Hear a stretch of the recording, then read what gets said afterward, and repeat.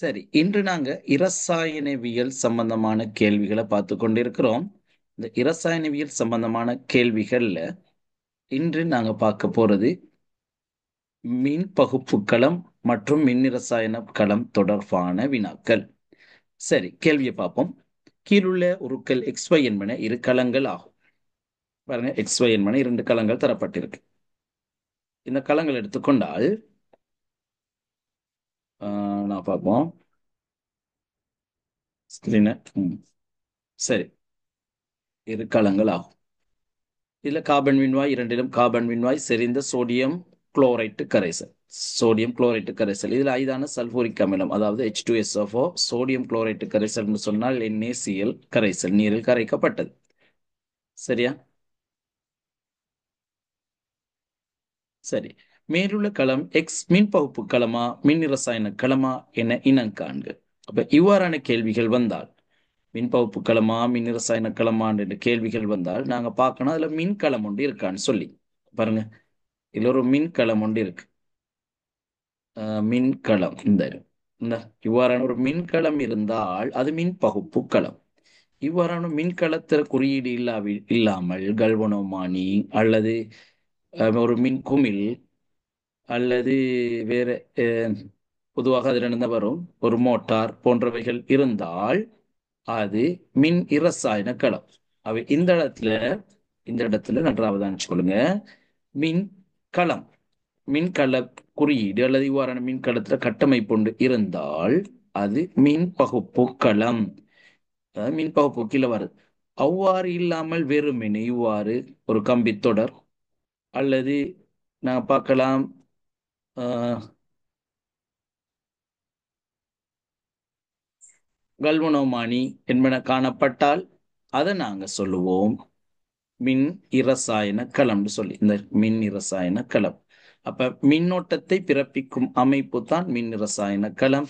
மின்னோட்டம் மூலம் ரசாயன மாற்றம் ஒன்றை ஏற்படுத்தும் அமைப்பு நாங்க சொல்லுவோம் மின் பகுப்பு களம்னு சொல்லி. சரியா? அப்ப மின் பகுப்பு களம் என்று சொல்வது மின்னோட்டம் மூலம் ரசாயன மாற்றம் ஒன்று ஏற்படும், அது மின் பகுப்பு களம். ஆகவே இந்த கேள்வி நாங்க பார்த்தோம்னு சொன்னால் இதுல ஒரு மின் களம் காணப்படுது, இதுல அவ்வாறான எந்த அமைப்பும் இல்லை. மேலுள்ள களம் எக்ஸ் மின் பகுப்பு களமா மின் இரசாயன களமாண்டு கேட்டால் அதற்கான சரியான விடை மின் பகுப்பு களம். மின் பகுப்பு களம் என்பதுதான் அதற்கான விடை. சரி, நாங்க இரண்டாவது கேள்விக்கு போவோம். வையில் பயன்படும் உலோகம் எஸ். பாருங்க, வையில் பயன்படும் உலோகம் எஸ் தான் இருக்கு. உலோகம் எஸ் செறிந்த அமிலங்களுடன் தாக்கமுறும் எனினும் ஐதான அமிலங்களுடன் தாக்கம் அடைவதில்லை. அப்படின்னா தாக்க வீதம் குறைஞ்சதாக காணப்படுது. ஆனால் ஆர் ஐதான மற்றும் செறிந்த அமிலங்களுடன் தாக்கம் வரும். ஆருக்கு எதுவும் பிரச்சனை இல்லை, எதுலையும் தாக்கம் அடையும். இது ஆர் தாக்க வீத தொடர்ல எஸ்ஐ விட மேலே உள்ளது. சரியா? ஆர் தாக்க வீத தொடர்ல எஸ்ஐ விட மேலே உள்ளது. ஆகவே களம் வை தொழிற்படும் போது கிடைக்கும் ஓர் அவதானம். இப்ப கேள்விக்கு நாங்க போவோம். களம் வை தொழிற்படும் போது கிடைக்கும் அவதானம். அப்ப தாக்க வீதம் கூடியது ஆர், தாக்க வீதம் குறைந்தது எஸ். ஆகவே மின்கலம் உலர் மின்கலத்துல தாக்க வீத தொடர்ல மேலே உள்ளது அனோட்டாக தொழிற்படும், அதே நேரம் அது கரையும். கீழே உள்ளது கதோட்டாக தொழிற்படும், அதற்கருகே வாயு குமிழிகள் தோன்றும். அவை இந்த கேள்விக்கான விடை உலோகம் ஆர் கரையும், உலோகம் எஸ் அருகே வாயு குமிழிகள் தோன்றும். உலோகம் எஸ் அருகே வாயு குமிழிகள் தோன்றும் என்பதுதான் விடை. உலோகம் ஆர் கரையும், உலோகம் எஸ்ஸின் அருகே வாயு குமிழிகள் தோன்றும். சரியா? அது எதை அடிப்படையாக கொண்டு எடுத்தோம்? அது எதை அடிப்படையாக கொண்டு எடுத்தோம் என்று சொன்னால் நீங்க பார்க்கலாம், ஒரு முக்கியமான பாயிண்ட்ஸ் ஒன்று இருக்கு. தாக்க வீத தொடரில் மேலே காணப்படும் உலோகம் அனோட்டாக. அப்ப இந்த இடத்துல நாங்க அனோட்டாக எடுக்கிறது தாக்க வீதம் கூடிய ஆரையும், தாக்க வீதம் கீழே காணப்படுவது கதோட் எஸ். அனோட்டில் ஒட்சியேற்றமும் கதோட்டில் தாழ்த்தலும். அனோட் களத்தின் மறை முடிவிடமாகவும் கதோட் களத்தின் நேர் முடிவிடமாகவும். அப்ப தாக்க வீத தொடர் மேலே காணப்படுவதுதான் ஆர், அதுதான் தாக்க வீதம் கூடியது. ஆகவே இந்த இரண்டாவது கேள்விக்கு விடையாக நாங்கள் கொடுக்கக்கூடியது களம் வை தொழிற்படும் போது கிடைக்கும் ஒரு அவதானம் ஆர் நன்றாக தாக்கமடையும் என்று சொல்லப்பட்டிருக்கு. அவை ஆர் தாக்க வீதத்துடன் கூடியது. ஆகவே ஆர் கரையும் ஆர் கரையும் உலோகமே சருகே வளிக்குமிழிகள் தோன்றும். சரி, அடுத்த கேள்விக்கு நாங்க போனால், அடுத்த கேள்வி, ஆர்எஸ் எனும் உலோக மின்வாய்களில் ஒற்றியேற்றத்துக்கு உட்படும் மின்வாய் எது? அப்ப நாங்க இப்ப பார்த்தோம் தாக்க வீதத்துடன் மேலே உள்ளதுதான் ஒற்றியேற்றத்துக்கு உட்படும் சொல்லி. இப்ப தாக்க வீதத்துடன் மேலே காணப்படும் உலோகம் அனோட்டாகவும் அனோட்டில் ஒற்றியேற்றமும். அவை ஒற்றியேற்றத்துக்கு உட்படும் மின்வாய் இந்த இடத்துல நாங்க பார்க்கணும் என்னது? ஆர். சரியா, ஆர் தான் அங்க ஒற்றியேற்றத்துக்கு உட்படும் மின்வாய். சரி, அடுத்த கேள்விக்கு போவோம். களம் வையில் தாழ்த்தலுக்கு உட்படும் கூறு. அப்ப ஆர் ஒற்றியேற்றலுக்கு உட்படுமாக இருந்தால் களம் வையில் தாழ்த்தலுக்கு உட்படும் கூறு எஸ். சரியா, தாழ்த்தலுக்கு உட்படும் கூர் பகுதி மின்வாய் என்று கேட்டால் எஸ். அது என்ன கூறுன்னு கேட்டால் பாருங்க, களமையில் தாழ்த்தலுக்கு உட்படும் கூறு, அதாவது தாழ்த்தலுக்கு உட்படும் கூறாக H+ காணப்படும். சரியா, பொதுவாக சல்பூரிக் அமிலம் காணப்படுவதனால் கதோட்டில் தாழ்த்தல். அப்ப தாழ்த்தலுக்கு உட்படுவது இந்த கதோட்டில் நிகழும் தாக்க சமன்பாடு H+ தான் அங்கு தாழ்த்தலுக்கு உட்படும். அப்ப தாழ்த்தலுக்கு உட்படும் கூறு H+. சரியா, நன்றாக விளங்கிக் கொள்ளுங்க. ஒற்றியேற்றத்துக்கு கரையும் உலோகம் உட்படும், தாழ்த்தலுக்கு அந்த கரையாத மற்றைய உலோகத்திற்கு அருகில் ஐதரசன் வாயு குமிழிகள் தோன்றும். ஐதரசன் வாயு குமிழிகள் தோன்றணுமாக இருந்தால் தாழ்த்தலுக்கு H+ உருவாகும். நாங்க தாழ்த்தல் என்று சொல்றது இலத்திரனை பெற்றுக்கொள்ற பகுதி. இலத்திரனை பெற்றுக்கொள்ளுவதுதான் தாழ்த்தல் நாங்க சொல்லுவோம். அதாவது யாதாயினும் ஒரு பதார்த்தம் இலத்திரனை பெற்றுக்கொள்ளுதல் தாழ்த்தல் எனப்படும். அவை இங்கே இலத்திரனை பெற்றுக்கொள்வதாக H+ காணப்படுது பாருங்க. இலத்திரனை பெற்றுக்கொள்வது, அவை இலத்திரனை பெற்றுக்கொள்வது தாழ்த்தல் எனப்படும். சரி, நாங்கள் அடுத்த கேள்விக்கு போவோம். அவை இந்த கேள்விக்கான விடை H+. அன்றாட மின் உற்பத்தி தேவைகளுக்கு களம் வையினை பயன்படுத்த முடியாமைக்கான காரணம் யாது? களம் வையை பயன்படுத்த முடியாது. எளிய மின் பகுப்பு களத்தை எளிய மின் ரசாயன களத்தை பயன்படுத்த முடியாது அன்றாட தேவைகளுக்கு. இது 6ஆம் ஆண்டுல இருந்து வர கேள்வி. சரியா, என்ன காரணம்னு சொன்னால், இப்ப சாதாரண பேட்டரியை விட இதை பயன்படுத்தும் போது மின் பகுப்பொருள் இரசாயன மாற்றம் அடையும், அல்லது திரவ மின் பகுப்பொருள் பயன்படுத்தப்படும், அல்லது கோல் ஆறானது தேய்வடையும். நான் பார்த்தோமே அனோட் கரையும் சொல்லு. அப்ப கொஞ்ச நேரத்தில் அது என்ன செய்து கரைந்து போகும். ஆகவே கோல் ஆர் தேய்வடைதல் அல்லது மின் பகுப்பொருள் இரசாயன மாற்றம் அடைதல், திரவ மின் பகுப்பொருள் பயன்படுத்தப்படல். அப்ப தெளிவான விடையாக கோல் ஆர் தேய்வடைதல் தான் மிக பொருத்தமான விட.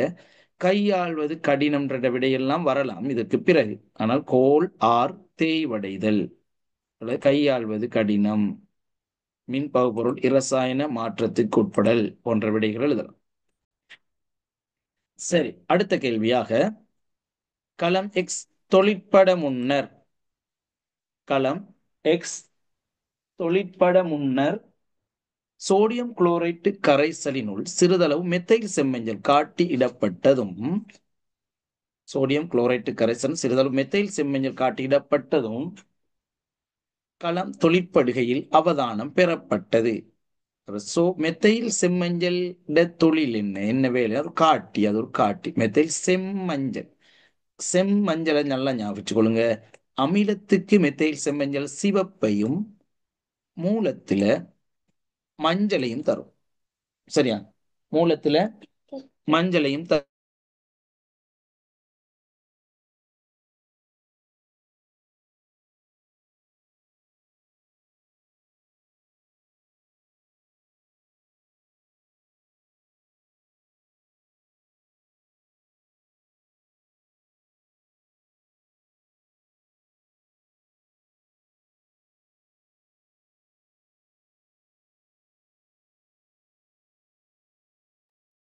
சரி, அப்ப அமிலத்தினுள் சிவப்பு நிறத்தையும் மூலத்தினுள் மஞ்சள் நிறத்தையும் தருவது மெத்தைல் செம்மஞ்சளின் அந்த காட்டியின் இயல்பு. பாப்போம். களம் எக்ஸின் நேர்மின் வாயில் இடம்பெறும் மின் ரசாயன தாக்கத்திற்கான அயன் சமன்பாட்டை தருக. களம் எக்ஸின் நீர் மின்வாய்.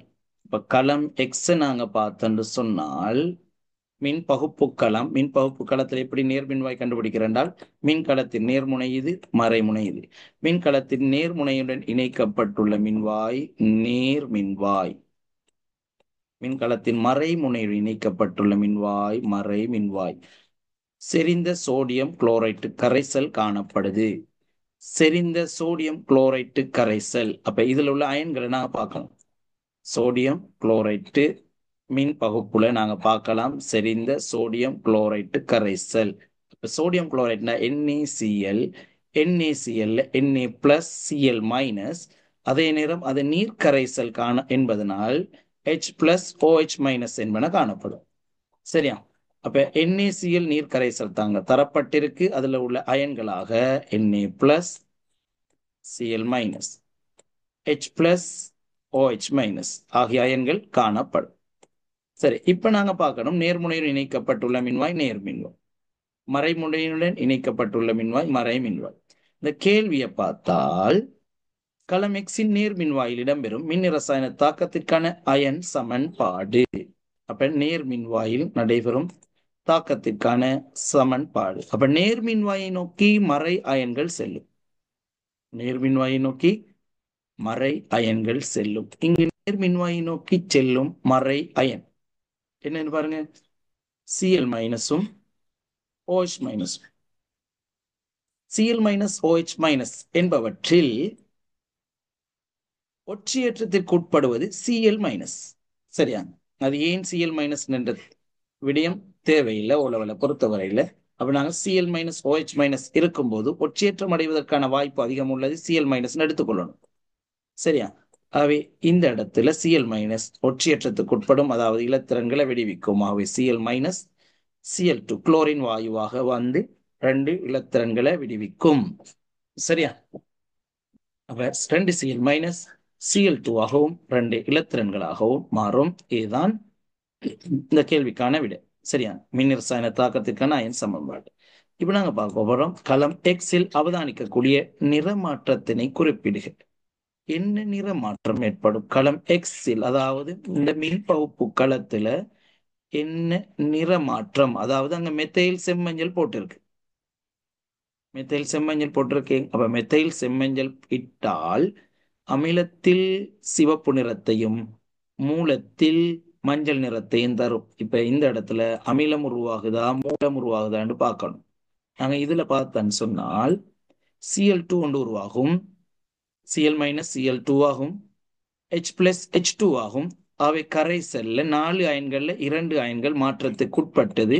ஆகவே Na பிளஸ் என்கிற நீர் அயனும் பாருங்க H பிளஸ் பெய்த் H2 ஆக மாறிட்டு, அதில் உள்ள Cl மைனஸ் Cl2 ஆக மாறிட்டு. இப்ப எஞ்சி இருப்பது Na பிளஸும் OH மைனஸும்.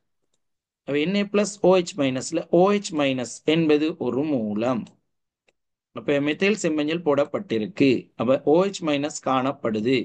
OH மைனஸ் காணப்பட்டால் அது மூல கரைசல் என்பதனால மெத்தைல் செம்மஞ்சள் மஞ்சள் நிறமாக மாறும். அப்ப கரைசல்ல என்ன அவதானம் கேட்டால் சிவப்பு நிற மெத்தைல் செம்மஞ்சள் மஞ்சள் நிறமாக மாறும் அல்லது மஞ்சள் நிறம் தோன்றும் எழுதும். சரியா? மஞ்சள் நிறம் தோன்றும். களம் எக்ஸின் பிரதான கைத்தொழில் பயன்பாடு. களம் எக்ஸின் பிரதான கைத்தொழில் பயன்பாடு. இப்ப நாங்க பார்த்தோம் களம் எக்ஸ்ல Na பிளஸ் OH மைனஸ் என்பன எஞ்சும். அப்ப Na பிளஸ் OH மைனஸ் இரண்டும் சேர்ந்து sodium hydroxide. Na plus OH minus இரண்டும் சேர்ந்தால் என்ன உருவாகும்? Na plus OH minus 2 அயன்களும் எஞ்சும். அப்ப எஞ்சினால் நன்றாவது Na பிளஸும் OH மைனஸ் அயன்கள் எஞ்சும். அவை எனவே இத்தாக்கத்தை பயன்படுத்தி கைத்தொழில் ரீதியாக சோடியம் குளோரைட். சோடியம் குளோரைட் எங்களோட புக்ல இருக்கு. சோடியம் குளோரைட் அல்ல, அங்க வர வேண்டியது சோடியம் ஹைட்ராக்சைட்டை உற்பத்தி செய்யலாம். அவை புக்ல உங்களோட பிரிண்ட் எடுத்த புக்லையும் சோடியம் குளோரைட் இருக்குமாக இருந்தால் சோடியம் ஹைட்ராக்சைடு மாத்திக்கொள்ளுங்க. 101ஆம் பக்கம் 11ஆம் ஆண்டு பார்ட் 2ல 12வது அலகு 101ஆம் பக்கம். NaOHக்கு சோடியம் குளோரைட் தரப்பட்டிருந்தால் அது சோடியம் ஹைட்ராக்சைடு மாத்திக்கொள்ளுங்க. சரி, நாங்க அடுத்த கேள்விக்கு போவோம்.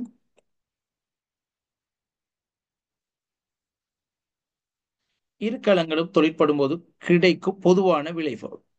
இரு களங்களும் தொழிற்படும் போது, அதாவது மின் பகுப்பு களம், மின் இரசாயன களம், இரண்டு களங்களும் தொழிற்படும் போது கிடைக்கும் பொதுவான இயல்பு. பொதுவான இயல்பு என்ன? இரண்டிலுமே ஐதரசன் வாயு தோன்றும். சரியா? இரண்டிலுமே ஐதரசன் வாயு தோன்றும். உதாரணத்துக்கு பார்க்கலாம். எக்ஸ்ல இந்த தாழ்த்தல் தாக்கத்தின் போது ஐதரசன் தோன்றுவது போல, அதே போல வையில மின் இரசாயன களத்திலையும் இந்த ஆர் களம் கரைவதோடு இந்த எஸ் களத்துக்கு அருகில் வாயு குமிழிகள் தோன்றும். அது என்ன வாயு என்று சொன்னால் ஐதரசன் வாயு. இதுல இந்த பக்கத்துல ஐதரசன் வாயு தோன்றுவதோட இதுல மறைமின் வாய் பக்கமாக ஐதரசன் வாயு தோன்றும். அப்ப இரண்டுக்கும் பொதுவானது ஐதரசன் வாயு தோன்றல். சரியா? இரண்டுக்கும் பொதுவானது ஐதரசன் வாயு தோன்றுதல். சரி, அவை நாங்கள் இந்த கேள்வியை முடிச்சிட்டோம். கிடைக்கும் பொதுவான விளைபொருள். பொதுவான விளைபொருள் என்றால் அது ஐதரசன் வாயு. சரியா?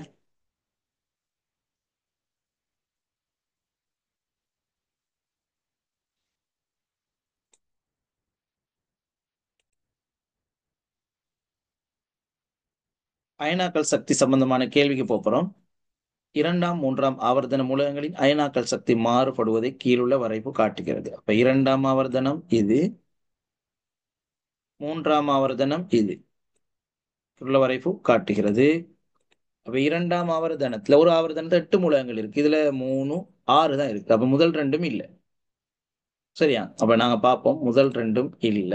முதல் ரெண்டும் இல்லாட்டி அது என்னன்னு சொல்லி பார்ப்போம். சரி, மூன்றாம் ஆவர்த்தனம் அயனாக்கல் சக்தி கிராஃபா எடுத்து பார்ப்போம். சரி, கேள்வி பாருங்க. இரண்டாம் மூன்றாம், அப்ப இரண்டாம் ஆவர்த்தனம் இது. அதுல ரெண்டு இல்ல, மொத்தம் 6 தான் இருக்கு. அப்ப எங்க இருந்து ஆரம்பிக்குது? Boron, carbon, nitrogen, oxygen, fluorine, neon. போரன்ல இருந்து ஆரம்பிக்குது. சரியா? போரன்ல இருந்து boron, carbon, nitrogen, oxygen, fluorine, neon. இது நியான். அப்ப திரும்ப சோடியம், மெக்னீசியம், அலுமினியம். மூன்றாம் ஆவர்த்தனம் இது அலுமினியம். அப்ப இது போரன். போரன்ல ஆரம்பிச்சு நியான்ல முடியுது. இதை அடிப்படையாக கொண்டுதான் நாங்க இதுக்கு விட எழுதணும். கேள்வியை பார்ப்போம். ஒரே கூட்டத்தைச் சேர்ந்த மூலகங்கள் எவை? ஒரே கூட்டம். சரியா? அப்ப 1 2 இது 3ஆம் கூட்டம். 3 4 5 6 7 8. இது எத்தனை? 1 2 3. அப்ப டி 3ஆம் கூட்டம், டியும் 3ஆம் கூட்டம். ஒரே கூட்டத்தைச் சேர்ந்த மூலகங்கள் என்றால் டியும் டியும். சரியா? டியும் டியும் தான் ஒரே கூட்டத்தைச் சேர்ந்த மூலகங்கள்.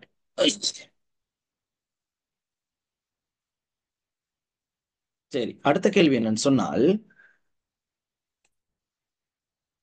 மூலகம் கியூவின் இலத்திர நிலையமைப்பு. கியூவின் இலத்திர நிலையமைப்பு நாங்க சோடியம்னு கண்டோம். அப்ப சோடியத்தின் இலத்திரன் நிலையமைப்பு 11 என்பதனால 2, 8, 1. 2, 8, 1 கியூவின் இலத்திரன் நிலையமைப்பு. இரட்டை பிணைப்பை கொண்ட ஈரணு வாயு. இரட்டை பிணைப்பும் இருக்கணும், அது ஈரணு வாயுவா இருக்கணும். சரியா? இரட்டை பிணைப்பையும் கொண்டு இருக்கணும், ஈரணு வாயுவாவும் இருக்கணும். அப்படி இருந்தால் இது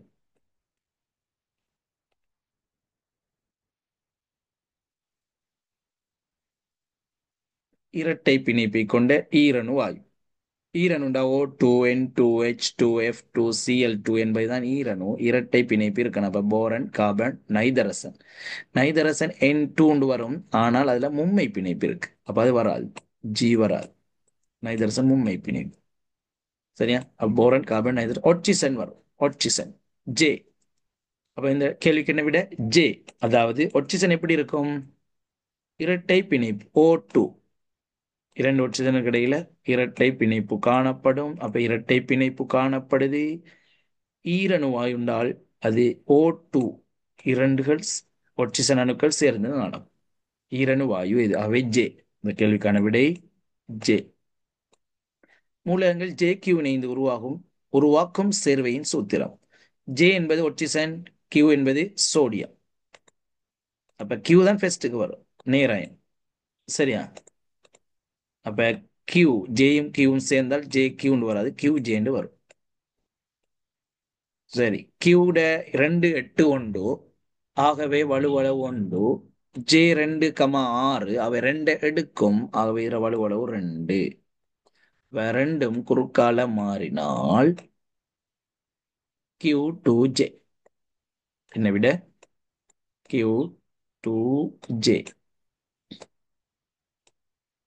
அதாவது Na2O சோடியம் ஆக்சைடு தான் விட. Na2O. அவை இந்த கேள்விக்கான விட Q2J. அவை எப்பொழுதும் நீங்க நேர என முற்படுத்தி எழுதும். சரியா? நேர எண் தான் முன்னுக்கு எழுதப்படணும், மற எண் பின்னுக்கு எழுதப்படும். மேலே 4 உருவாகும் சேர்வையின் பிணைப்பு வகை. Sodium oxide. சோடியம் என்பது உலோகம், ஆக்சிஜன் என்பது அல்லுலோகம். சரியா? அப்ப உலோகமும் அல்லுலோகமும் சேரும்போது பொதுவாக அயன் பிணைப்புகள் தான் உருவாகும். சோடியம் குளோரைட்டை பாருங்க. சோடியம் என்பது உலோகம், குளோரின் என்பது அல்லுலோகம். ஆகவே இரண்டும் சேரும் போது அயன் பிணைப்பு உருவாகும். அப்ப சோடியம் என்பது உலோகம், ஆக்சிஜன் என்பது அல்லுலோகம். ஆகவே உலோகம் அல்லுலோகம் இரண்டும் சேர்ந்து உருவாகுவது என்ன உருவாகும்? அயன் பிணைப்பு. பொதுவாக அல்லுலோகங்கள் இரண்டு சேர்ந்தால், உதாரணம் HCl H2O, இரண்டுமே அல்லுலோகமாக இருந்தால் அது பங்கீட்டு வழி பிணைப்பாகும். ஆனால் விதிவிலக்காக இறுதியாக வந்த பாஸ் பேப்பர்ல நீங்க பார்க்கலாம். ஒரு நிமிஷம் நீங்க, நான் காட்டுறேன். Beryllium chloride. சரியா? பெர்லியம் குளோரைட் என்னன்னு சொன்னால் அது உலோகம் அல்லுலோகம் சேர்ந்து பங்கீட்டு வலு சேர்வு. அதே போல அலுமினியம் குளோரைட் AlCl3, AlCl3யும் ஒரு பங்கீட்டு வலு சேர்வு. உலோகமும் அல்லுலோகமும் சேர்ந்ததுதான்.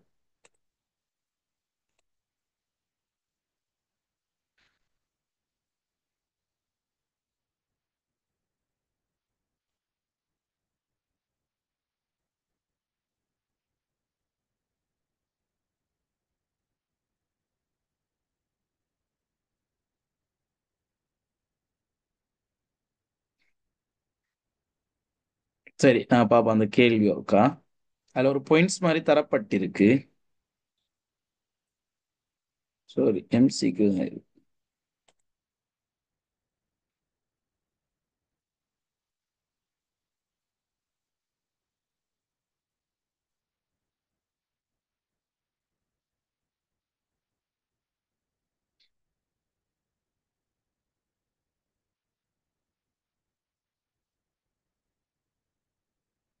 சரி, நான் வேற டைம்ல காட்டுறேன்ல. சரி, நீங்க பார்க்கலாம் கடைசியா வந்து பாஸ் பேப்பர்ல பெர்லியம் குளோரைட் தரப்பட்டிருக்கு. அது ஒரு உலோகம் அல்லுலோகம் சேர்ந்தது, பங்கீட்டு வலு சேர்வை. சரியா? அது ஒரு பங்கீட்டு வலு சேர்வை. சரி, நாங்க இந்த கேள்வியை பார்த்துட்டு முடிப்போம். அடுத்த கேள்வி தாக்கவியத்துடன் சம்பந்தப்பட்ட கேள்வி. தாக்கவியத்தில் செல்வாக்கு செலுத்தும் காரணிகளை அறிய மாணவ குழுவால் ஒழுங்குபடுத்தப்பட்ட சோதனை அமைப்பு கீழே தரப்பட்டுள்ளது. வெப்பநிலையை பாருங்க, 25 பாகை செல்சியஸ், இது 60 பாகை செல்சியஸ், இது 25. அப்ப வெப்பநிலையில 6 வித்தியாசம். செறிவை பாருங்க, இது 0.5, 0.5, 0.5, இது 0.25. செறிவுல S வித்தியாசம். எல்லாம் 5 கிராம், அது பிரச்சனை இல்லை. கல்சியம் கார்பனேட் திண்மம், கல்சியம் கார்பனேட் தூள், கல்சியம் கார்பனேட் தூள், கல்சியம் கார்பனேட் தூள். அப்ப மேற்பரப்பின் அளவு, மேற்பரப்பளவுல P வித்தியாசம், வெப்பநிலையில R வித்தியாசம், செறிவுல S வித்தியாசம். சரியா? சரி. அப்ப தாக்க விதத்தில் செல்வாக்கு செலுத்தும் மூணு காரணிகள் இங்க செல்வாக்கு செலுத்துது. பின்வரும் சந்தர்ப்பங்களில் பரிசோதிக்கப்படும் காரணிகளை எழுதுக. சரியா? பரிசோதிக்கப்படும் காரணிகளை எழுதுகன்னு கேட்டிருக்கு. அப்ப அதை அடிப்படையாக கொண்டு நாங்க விட எழுதணும். அப்ப நாங்க ஏற்கனவே டிஸ்கஸ் பண்ணிட்டோம், அதை எப்படின்னு கண்டுபிடிச்சிட்டோம். அப்போ பின்வரும் சந்தர்ப்பங்களில் சோதிக்கப்படும் பி கியூ, பிலையும் கியூலையும் என்ன வித்தியாசப்படுதுன்னு பார்ப்போம். இது திண்மம், இது தூள். செறிவு சமன், 0.5 0.5 வெப்பநிலை சமன். ஆகவே திண்மம் தூள், அதாவது துண்டு தூள்னு பொதுவாக வரும். சரி, அதுல திண்மம் தூள்னு தரப்பட்டிருக்கு, துண்டு தூள்னு வரும். துண்டு தூள்னு வந்தால் எங்களுக்கு தாக்க வீதத்தில் செல்வாக்கு செலுத்தும் காரணிகள் நாங்க பொதுவாக 5 பார்த்திருக்கோம். அந்த 5ல ஒன்று அங்க செல்வாக்கு செலுத்துது. அங்க செல்வாக்கு செலுத்துற விடயம் தாக்கியலின் தாக்க மேற்பரப்பு. சரியா? தாக்கியலின் தாக்க மேற்பரப்பு. அதுக்கு மேலதிகமா வெப்பநிலை, தாக்கியலின் செறிவு, வாயுநிலையில தாக்கியலாயின் அமுக்கம், ஊக்கிகள். தாக்கியலின் தாக்க மேற்பரப்பு செல்வாக்கு செலுத்துது. சரியா? என புக்லையும் துண்டும் தூள் தான் தரப்பட்டிருக்கு பாருங்க. கல்சியம் கார்பனேட் தூள் மற்றும் துண்டுகள். தாக்கியலின் தாக்க மேற்பரப்பை பரிசோதிப்பதற்கு சோதிப்பதற்கு அதுதான் தரப்படும். அப்ப இந்த இடத்துல PQ தாக்கியலின் தாக்க மேற்பரப்பு. அடுத்த எழுத்து என்னன்னு சொன்னால், அடுத்த எழுத்துக்கள் QR. QR இரண்டு கிடையாது. நாங்கள் பார்ப்போம் வெப்பநிலை. வெப்பநிலையில 60 பாகை. மற்ற மற்ற எல்லா காரணிகளும் வித்தியாசம். ஆகவே QRக்கு வெப்பநிலை. QR வெப்பநிலை. QS. QS பார்ப்போம். இதுலையும் தூள், அதுலையும் தூள். செறிவு கனவளவு 25 பாகை செல்சியஸ், 25 பாகை செல்சியஸ். இதுல 0.5 மோல் டெசிமீட்டர் -3. இதுல 0.25 மோல் டெசிமீட்டர் -3. கியூலையும் எஸ்லையும் வேறுபடுவது செறிவு. சரி, அப்ப முதலாவது தாக்கியலின் தாக்க மேற்பரப்பு, இரண்டாவது வெப்பநிலை, மூன்றாவது செறிவு. மேலே கூறிய காரணி தவிர்த்து தாக்க வீதத்தில் செல்வாக்கு செலுத்தும் காரணி யாது? சரியா? தாக்க வீதத்தில் செல்வாக்கு செலுத்தும் காரணிகள் நான் பார்த்தோம். தாக்க வீதத்தில் செல்வாக்கு செலுத்தும் காரணிகள். சரியா? அதுல எங்களுக்கு இப்ப வந்தது மேற்பரப்பு வந்தது, வெப்பநிலை வந்தது, செறிவு வந்தது. அவை எங்களுக்கு வர வேண்டியது ஊக்கிகள் பிரதானமாக உள்ளது. ஊக்கி அதுக்கு மேலதிகமாக எழுதணும்னால் அமுக்கத்தை எழுதலாம். வாயுநிலை தாக்கியலாயின் அமுக்கம். அவை இந்த கேள்விக்கு மிக பொருத்தமான விட ஊக்கிகள். மேலே சோதனையில் தாக்க வீதம் கூடிய தொகுதியை எவ்வாறு இனங்காண்? சோதனையில் தாக்க வீதம் கூடிய தொகுதியை எவ்வாறு இனங்காண்பீர்? தாக்க வீதம் கூடிய தொகுதி பார்ப்போமே. தாக்க வீதம் கூடிய தொகுதி, இதுல தூள் காணப்படுது, செறிவு காணப்படுது, வெப்பநிலை 25 பாகை செல்சியஸ். இதுலயும் தூள் காணப்படுது, செறிவு குறைவாக இருக்கு. சரியா?